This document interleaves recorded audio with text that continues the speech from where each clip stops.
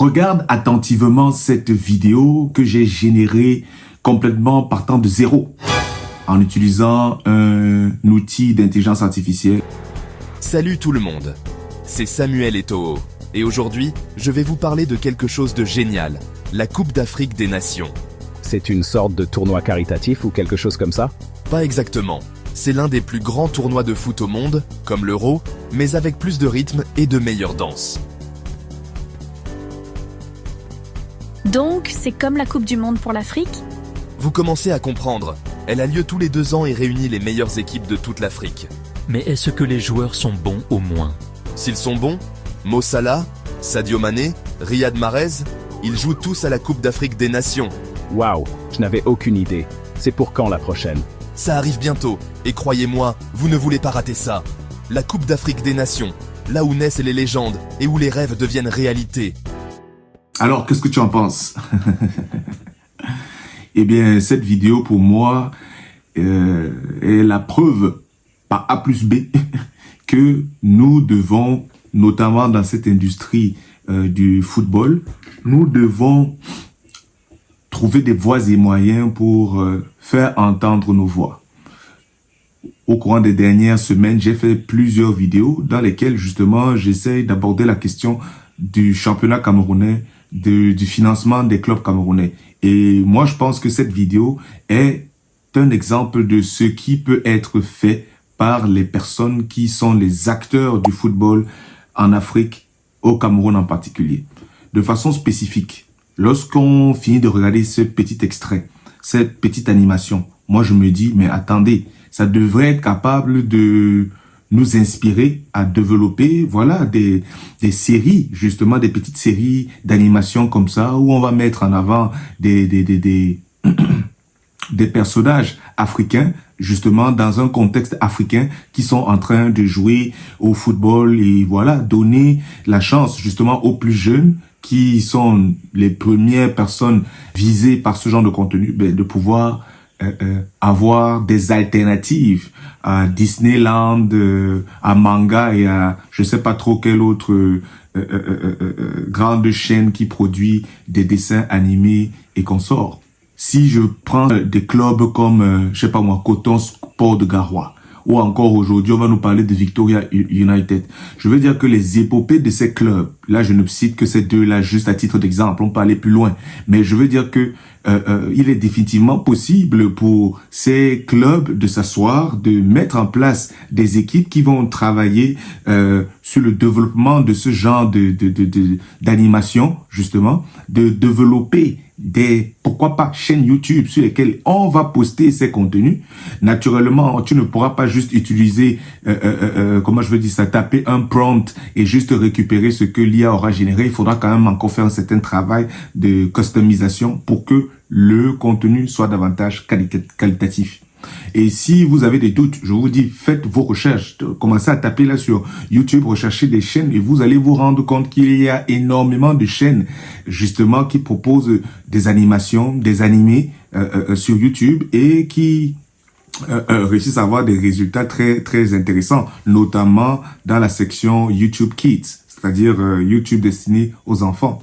Mais rappelons-nous que si je prends les gens de ma génération, nous avons grandi avec Manga, avec Cartoon Network, avec, pour les plus jeunes encore, TJ et consorts. Il y a des adultes qui consomment les animés. Ce n'est pas juste une affaire d'enfants. Et je répète que ça peut être définitivement une alternative qui pourrait apporter justement des revenus. Si, bien entendu, cette opportunité est prise au sérieux. Si je reviens spécifiquement sur cette vidéo, vous voyez bien que qu'est-ce que moi j'ai fait pour avoir ça? J'ai pas compliqué la chose, hein. J'ai juste envoyé un prompt à l'IA. Un prompt, pour ceux qui ne savent pas, c'est juste une commande que tu envoies à un outil afin qu'il puisse analyser ce que tu lui demandes de faire et par conséquent qu'il puisse produire le résultat attendu du mieux possible. Et donc, le prompt que moi j'ai envoyé, c'était un prompt qui lui demandait de générer une vidéo dans laquelle Samuel Eto'o voilà, de générer un animé dans lequel Samuel Eto'o va parler à la première personne et il est en train d'expliquer la Coupe d'Afrique des Nations, justement, à des passionnés de football à travers la planète. Et l'objectif, à travers ça, c'est d'être capable, c'est que les gens qui vont suivre justement cette animation soient capables de comprendre ce qu'est la Coupe d'Afrique des Nations. Voilà le simple prompt que j'ai envoyé. Et je n'ai rien fait de plus. J'ai généré la vidéo et ensuite, en fait, pour la petite histoire, j'ai envoyé le prompt en anglais. La vidéo a été générée en anglais. Et ensuite, la seule chose que j'ai faite, c'est demander à l'IA de faire la traduction en français. C'est tout. Terminé. Au bout de quelques minutes, voilà la vidéo. D'accord. Si on commence à analyser, on va dire, c'est pas Samuel Eto'o. Ok, pas de problème, je suis totalement d'accord avec vous. On pourra même dire que dans la vidéo, il parle de Mo Salah, mais il ne nous présente pas Mo Salah, il ne nous présente pas Sadio Mané, il nous met le visage de quelqu'un que personnellement je connais même pas. Ok, mais tout ça, ce sont des petites choses qui, pour comment on appelle ça, les monteurs vidéo, les gens qui font du montage vidéo, ce sont que des petits détails que tu peux ajuster justement en customisant la production qui a été faite. Mais je nous demande simplement de nous projeter. Avant ces outils d'IA qui sortent depuis au moins 2-3 ans de façon très intense, est-ce que quelqu'un pouvait se lever et imaginer que juste en envoyant une commande à un outil, tu pourrais générer ce genre de vidéo? Parlons, ouais. Personnellement, je ne vois pas comment j'aurais pu faire ça. Et même si j'aurais des capacités de le faire, je n'allais jamais investir mon temps pour faire un truc pareil parce que c'est énergivore. Et derrière, il faut être capable de voir si définitivement tu vas pouvoir,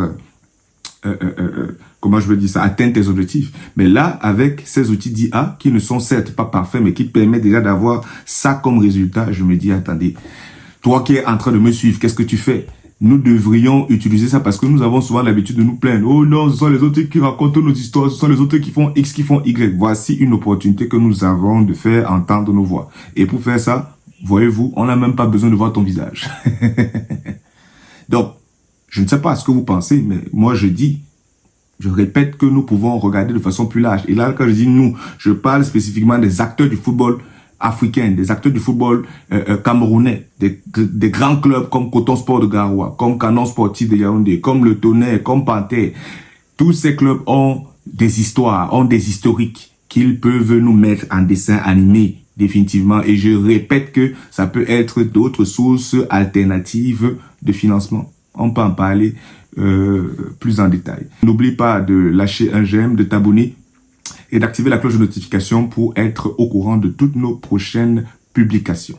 Et pour ceux qui sont vraiment intéressés à savoir comment est-ce que j'ai réalisé cette vidéo dans les détails, quel est l'outil que j'ai utilisé, c'est pas compliqué. Tu pourras checker dans la barre de description et tu vas voir le lien qui t'explique comment cette vidéo a été générée et quel est l'outil que j'ai utilisé. Voilà. Et ça, c'est une vidéo que vous pouvez retrouver sur Frequency Click, la chaîne où justement je fais l'effort de montrer les opportunités que nous avons aujourd'hui, de pouvoir lancer des business en ligne, de pouvoir venir faire ce que je suis en train de faire. Donc, comme je dis ici, il faille personnaliser ce genre de contenu naturellement. Si on veut faire une histoire, on veut parler des épopées de joueurs, si tu veux prendre quelqu'un comme Samuel Eto'o, peut-être qu'il va falloir faire un certain travail quand même en amont pour pouvoir créer le caractère comme tu le voudrais ou utiliser, en tout cas bref, utiliser une plateforme externe qui va te permettre de générer tes caractères et ensuite d'exploiter ça dans l'outil pour pouvoir faire la vidéo. Mais si ça là, tu ne veux même pas faire, moi je dis, écoute, on peut aller dans l'imaginaire.